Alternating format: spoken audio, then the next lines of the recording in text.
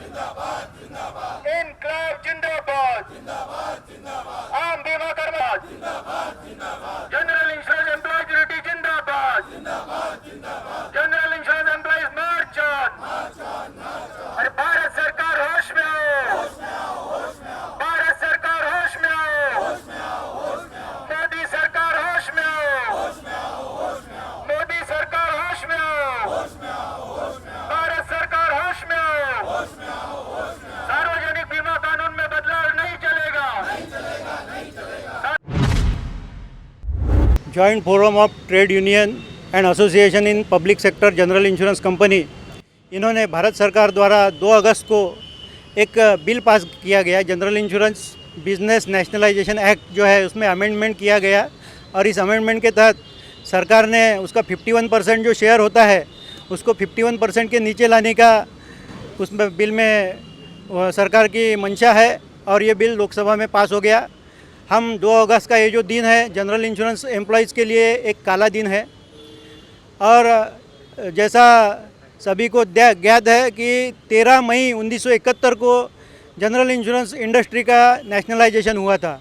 तत्कालीन प्रधानमंत्री इंदिरा जी ने उस वक्त 13 मई को सभी जो प्राइवेट कंपनीज़ थी 106 कंपनीज़ उनका नेशनलाइजेशन करके 4 कंपनीज़ बनाई थी। और केवल 50 साल में ऐसा क्या हो गया कि सरकार को ये इंडस्ट्री निजी हाथों में सौंपने का काम करना पड़ रहा है।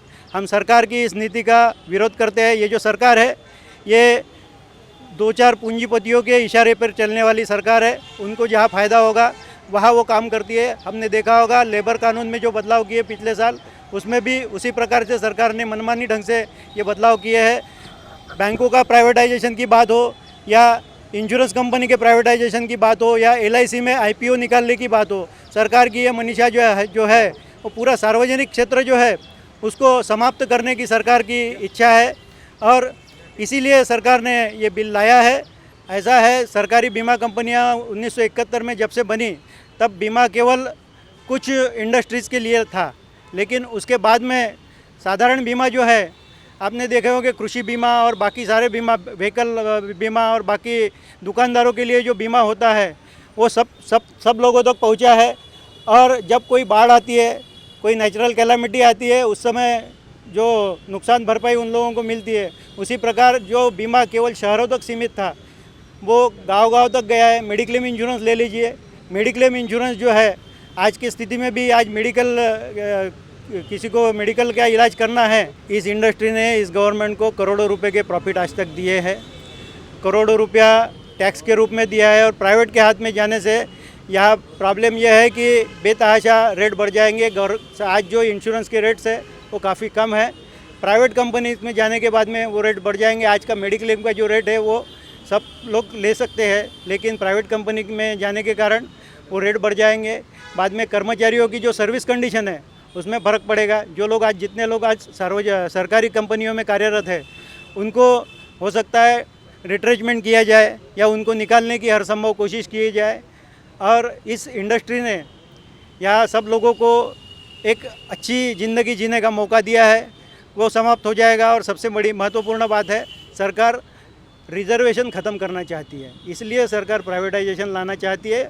हमारा स्टैंड यही है कि अभी ये बिल लोकसभा में पास हो गया है, अब ये बिल राज्यसभा में जाएगा। हम राज्यसभा के सभी MP जो है उनको हमने चिट्ठी लिखी है। राज्यसभा के MP से हम लोग बात भी करेंगे दिल्ली में जाके, बाद में उनको साथ लेके वित्त मंत्री जी से मिलने का भी प्लान है। और हमारा कहना एक है कि सरकार ने लोकसभा में बिल पास कर दिया, लेकिन राज्यसभा में अगर ये बिल पास नहीं हुआ तो हम इसको रोक पाएंगे। और हमारी एक ही इच्छा है कि सरकारी ये जो कंपनियां हैं, चारों कंपनियां सरकारी कंपनियां करके बनी रहे, क्योंकि 21 कंपनियां आज पहले ही प्राइवेट में है, उसमें 1-2 और प्राइवेट कंपनियां डालने में कुछ हरकत नहीं है, कुछ मतलब नहीं है। इसलिए हम चाहते हैं कि ये कंपनियां सरकारी कंपनियां करके ही बनी रहे। तो देखिए, जिबना एक्ट में जो गवर्नमेंट ने संशोधन करके लोकसभा में उसको पारित करवाया है, ये पारित करवाने के समय का सीन अगर आप देखेंगे तो आप ये पाएंगे कि ये बिल केवल 6 मिनट के अंदर में सरकार ने पास कर दिया। वहाँ पर कांग्रेस के जो नेता है लोकसभा में, उन्होंने उसका सिर्फ विरोध किया और बाकी लोगों की बात सुने बिना आवाज़ के भरोसे उन लोगों ने उस बिल को पास कर दिया। ये सरकार ना किसी बात पर चर्चा करना चाहती है, ना इस बात को समझना चाहती है कि उसके परिणाम क्या होंगे, उसके दुष्परिणाम क्या होंगे। क्योंकि हमारा ये मानना है कि सामाजिक दायित्व वाली जो बात है वो सारी जिम्मेदारी भारत सरकार की है और भारत सरकार उस दायित्व से ही भाग रही है। वो बातचीत नहीं करना चाहती है, वो ये बात को समझना नहीं चाहती कि पब्लिक सेक्टर में और प्राइवेट सेक्टर में क्या बेसिक फ़र्क है। वो ये नहीं जानना चाहती है कि कर्मचारियों के बारे में भविष्य में क्या होगा। वो ये भी नहीं बताना चाहती है कि प्राइवेट सेक्टर होने के बाद में इस देश के लोगों को क्या फ़ायदा होगा। अगर आप उस बिल को देखेंगे तो उस बिल के अंदर में एक प्रोविज़न है। वो प्रोविज़न ये कहता है कि सारे के सारे अधिकार जो आज गवर्नमेंट ऑफ इंडिया के पास में हैं, वो सारे अधिकार उस कंपनी के बोर्ड ऑफ डायरेक्टर के पास चले जाएंगे। उसके आगे वो एक लाइन जोड़ते हैं कि अगर वहाँ पर कोई पार्ट टाइम डायरेक्टर है और उसके हाथ से अगर कोई गलती हो जाती है तो वो गलती तभी गलती मानी जाएगी जब उसका इन्वॉल्वमेंट डायरेक्टली अगर उसमें है, तभी उसको गलत माना जाएगा, अदरवाइज़ उसको गलत नहीं माना जाएगा। ये सारी चीज़ें प्राइवेट सेक्टर के जो लोग हैं उनके फेवर में उन्होंने बिल में डाल दी। लेकिन उन्होंने बिलों में एक बात नहीं डाली कि भाई जो आज पब्लिक सेक्टर कंपनियों में काम करने वाले कर्मचारी हैं उनके सेवा शर्तों में कोई परिवर्तन नहीं होगा, उनका जो पेंशन है वो पूरी तरह से सुरक्षित रहेगा, उनका जो रोज़गार है वो पूरी तरह से सुरक्षित रहेगा। ऐसी कोई बात उस बिल में नहीं है। उस बिल में ये भी कहीं स्पष्ट नहीं हो रहा है कि इसके कारण इस देश की जनता को क्या फ़र्क पड़ने वाला है, क्या फ़ायदा होने वाला है। जहाँ पर आप पेनिट्रेशन की बात करते हैं, इंश्योरेंस सेक्टर का पेनिट्रेशन आप कहते हैं, तो प्राइवेट सेक्टर ने कितना पेनिट्रेशन किया आज तक। प्राइवेट सेक्टर का पेनिट्रेशन का परसेंटेज देख लीजिए, पब्लिक सेक्टर की जो कंपनियां हैं उनका पेनिट्रेशन देख लीजिए।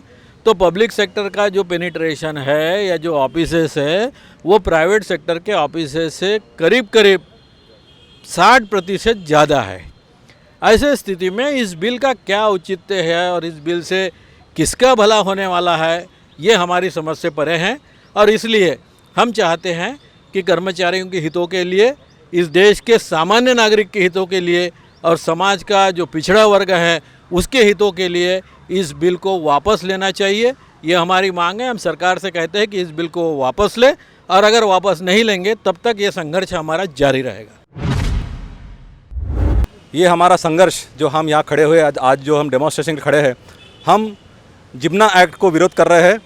और ये जिम्ना एक्ट जो बहुत हड़बड़ी में सरकार ने पारित किया है लोकसभा में 6 मिनट के अंदर, बिना कोई डिस्कशन किए किसी पार्टी के साथ, इस हड़बड़ी के विरोध करते हैं। और इस बिल जिसमें पूरे किसी समाज का ध्यान न रखते हुए, देश का ध्यान न रखते हुए, कर्मचारी का ध्यान न रखते हुए यह बिल पास किया, इसका विरोध करते हैं और यह संघर्ष हमारा जारी रहेगा।